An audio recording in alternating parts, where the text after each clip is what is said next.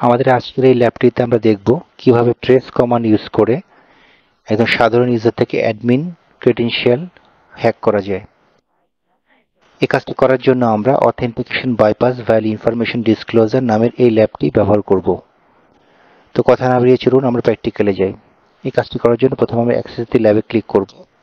এখানে ক্লিক করার পরে আমরা একটি ওয়েব পেজ পাবো। এই ওয়েব পেজের আমাদের যে ইউআরএলটা আছে, ইউআরএলের সবার শেষে আমরা ফরওয়ার্ড স্ল্যাশ দেব। ফরওয়ার্ড স্ল্যাশ দিয়ে লিখছি অ্যাডমিন।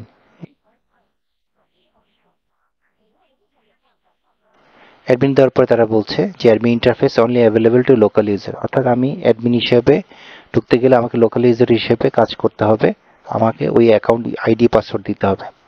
তো আমরা এই বিষয়টিকে আরেকটু পরিষ্কার বোঝার জন্য আমরা ইন্টারসেপশন বাটনটি অন করছি। এরপর এই রিকোয়েস্টটি আবার ফরওয়ার্ড করছি। ফরওয়ার্ড করলাম। এই রিকোয়েস্টটিকে আমরা এখন রিপিটারে নিয়ে যাচ্ছি আমাদের বেটার বোঝার জন্য। তো রিপিটারে আমরা রিকোয়েস্টটাকে আমরা দুই ভাগে করে নিচ্ছি। তো এখন আমরা গেট রিকোয়েস্ট দিয়ে অ্যাডমিন এইচটিপি দিয়ে আসছে। আমরা এক কাজ করব, এখানে গেট রিকোয়েস্টের বদলে ট্রেস রিপোস্ট দিচ্ছি। আমরা দেখতে যাচ্ছি যে আমাদের এই রিকোয়েস্টটা কিভাবে ট্রাভেল করছে। তো এই জন্য আমরা এখানে গেটের বদলে এটা মডিফাই করে ট্রেস করে প্যাকেটটা ফরওয়ার্ড করছে। দেখা গেল এই কমান্ডটাকে তারা সাকসেসফুলি নিয়েছে। এরপর আমরা প্যাকেটটাকে একটু অ্যানালাইজ করি।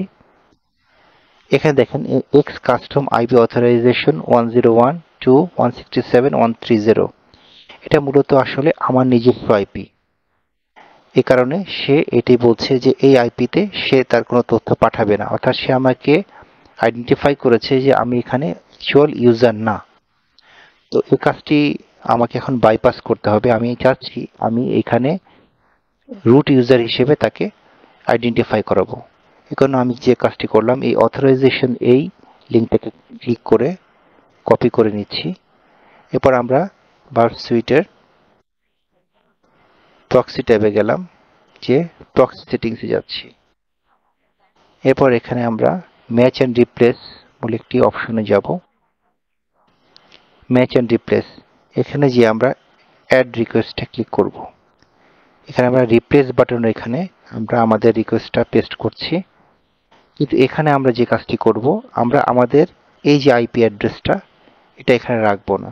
এটা বদলে আমরা এটাকে মডিফাই করে লোকাল হোস্টে আইপি অ্যাড্রেস দেবো, অর্থাৎ 127.0.0.1 দিয়ে আমরা ওকে দিয়ে দিচ্ছি।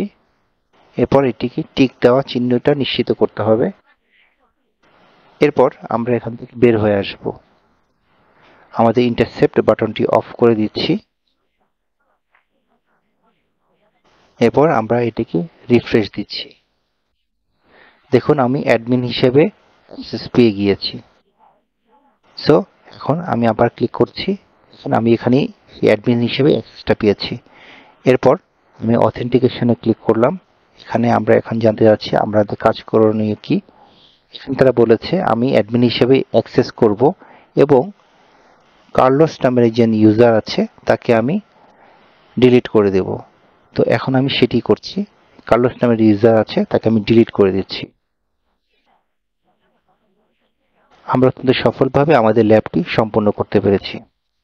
আর এখানে একটি প্রশ্ন আপনাদের মনে থাকতেই পারে, কিভাবে আমরা আসলে ল্যাবটি সম্পন্ন করলাম। এখানে মূলত যে বিষয়টি হচ্ছে যে এখানে আমরা যখন গেট রিকোয়েস্ট বা ট্রেস রিকোয়েস্ট দিয়েছি তখন সে একটি কুকি জেনারেট করেছে। যে জেনারেটেড কুকিটাকে আমরা পরবর্তীতে আইডেন্টিফাই করতে পেরেছি যে এটি হচ্ছে মূলত আমাদের সার্ভারকে ডিটেক্ট করছে। সো এই ডিটেকশনটাকে আমি বাইপাস করে আমার এই আজকের ল্যাবটি আমি সম্পন্ন করলাম। সাথে থাকার জন্য ধন্যবাদ।